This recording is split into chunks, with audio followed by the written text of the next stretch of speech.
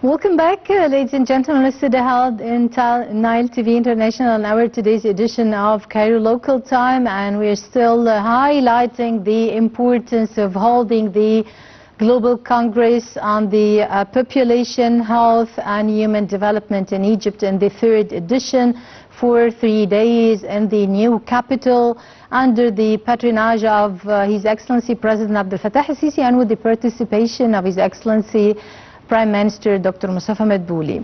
Of course, the agenda of the Congress is full of essential issues like the lifelong learning, sustainable development, building and investing on the human capital and human resources, economic justice, social protection, the importance of culture and sports in enhancing and strengthening the national identity and the community cohesion. Of course, the innovative solutions for the economic and health challenges.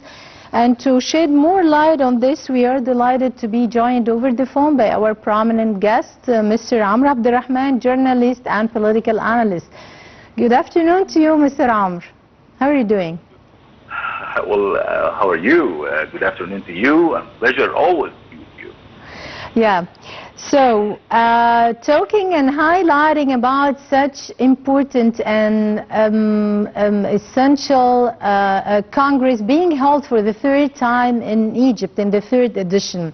Talking about the importance of the international and global integration and the international collaboration in regarding of the artificial intelligence and the innovative solutions in the healthcare services. How do you find such significance, first of all? I believe that new issue, that conference, that international conference in Egypt, comes in a time that we are witnessing overwhelming changes and lots of challenges that we are up against at the level of the state, at the level of the nation, at the level of the associations, at the level of the individual, the ordinary citizen.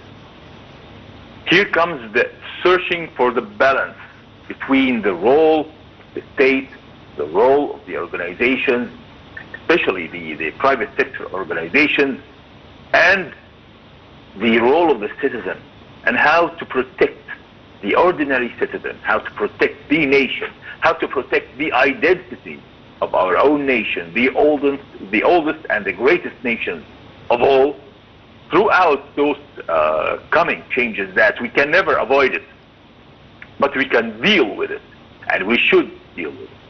I believe that looking at the measures of progress given internationally throughout the organizations like the UN should be looked from our own aspect and from our own identity, according to our own code, our own personality, nationalizing the international vision throughout our own identity, our own needs, our own basics. I don't believe that we can follow, but we should be followed, as we have set the first human example in dealing with with causes like humanity and human rights and health care and the demographic dynamics, education, challenges in the education field. Of course, human resources development is the main title here. Yep. How to get the best of each and every person, and each and every age, and in each and every stage. That this is the main theme of that issue, this conference, and I believe that we are learning fast. But also we need to learn more and to deal more and to absorb more of our own identity in dealing with such events, especially that we are surrounded by Western and Eastern visions that are not the same with our own identity. We are the Egyptian, Arabic, African personality. All that rich personality can never be achieved or can never be possessed in any nation all over the world. Yeah. Well, regarding the demographic dynamics and the the importance as well of the development and investment of the human resources and human capital, the Minister of Education and the Minister of Health, and the Minister of Labor, they showcased and reviewed